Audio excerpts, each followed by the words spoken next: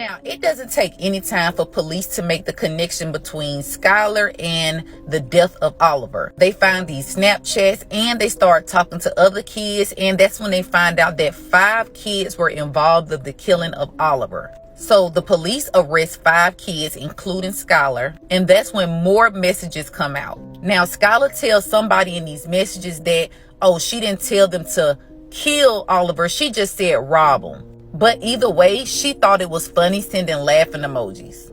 So the trial begins, and that's when we start to hear so much stuff come out. Now, the trial just started at the end of June, and I think they're saying that it could take anywhere from 6 to 8 weeks. So this trial might not be over until around August. But we are hearing some crazy details in this case. Now, y'all, while this trial is going on, the text messages and voice messages have came out. Now, let's remember, these are teenagers and the court is not releasing any footage.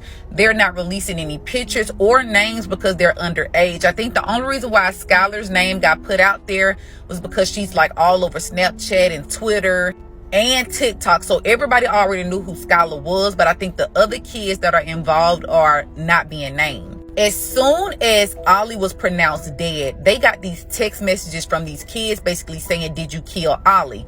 And the other kid was like, yeah, this was the biggest mistake of my life. They also have text messages where when it first happened, the boy was bragging, basically saying, yeah, I hit Ollie, and then my homeboy is the one who shanked him. In other words, stabbed him. So these kids were bragging about it, and then once they realized the severity of the situation, they started to back saying like, this was the worst mistake of my life. Now, this case is kind of confusing because they say 5 kids were charged, but in the courtroom, you only hear about 2 boys and then the girl Skylar. Now, I think some other kids were charged because they deleted text messages and Snapchats and things like that. So they were charged with basically like tampering with the evidence. Skylar is a piece of work, you guys. Like, this girl is so full of herself.